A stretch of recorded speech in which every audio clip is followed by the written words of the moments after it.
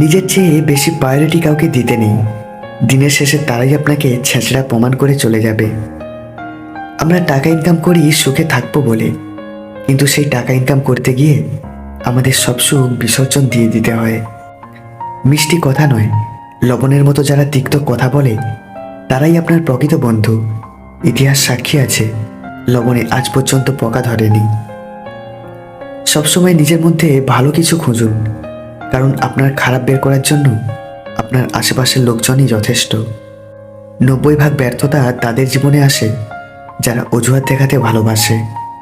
এখন মানুষের সাথে মানুষের বিয়ে কম হয়, বেশিরভাগ বিয়ে হয় রূপের সাথে কেরিয়ারের। বাড়ি গাড়ি ভাঙলে বীমা করা যায়, মন ভাঙলে করা যায় না।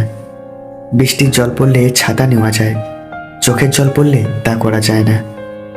বাঘের গর্জনে পালিয়ে বাঁচা যায়, অহংকারের গর্জনে পালানো যায় না।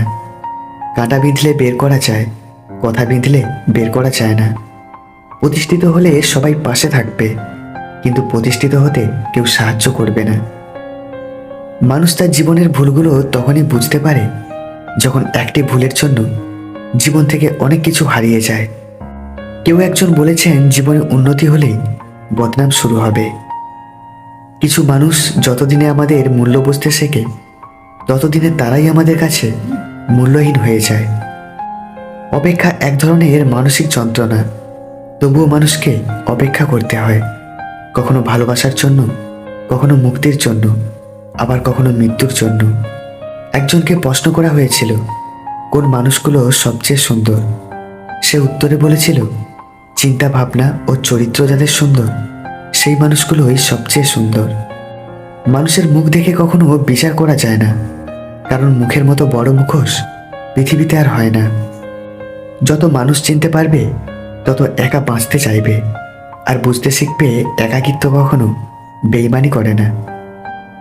জীবনে এমন কিছু মুহূর্ত আসে তখন শুধু দেখা ছাড়া আর কিছুই করার থাকে না। তুমি যার জন্য পুরো পৃথিবী ছেড়ে দিতে রাজি, স্বার্থ শেষ হলে সেই তোমাকে ছেড়ে চলে যাবে। যখন মানুষ অশিক্ষিত ছিল তখন শিক্ষিত নেতা নির্বাচন করত।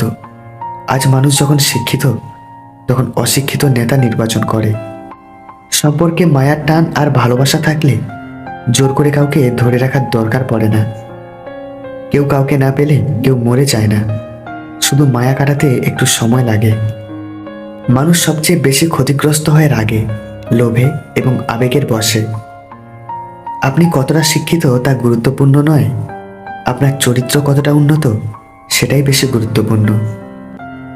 শত্রুর অস্ত্রের আঘাতের চেয়েও প্রিয়জনের আঘাত অনেক বেশি যন্ত্রণাদায়ক, কারণ অস্ত্রের আঘাতে দেহ ক্ষতবিক্ষত হয়, কিন্তু প্রিয়জনের আঘাতে হৃদয় ক্ষতবিক্ষত হয়।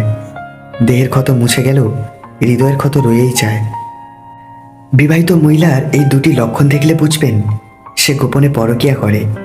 1, নানা অজুহাত দেখিয়ে ঘন ঘন বাপের বাড়ি যাবে, আর 2, স্বামীর সাথে অকারণে ঝগড়া ও অশান্তির সৃষ্টি করবে।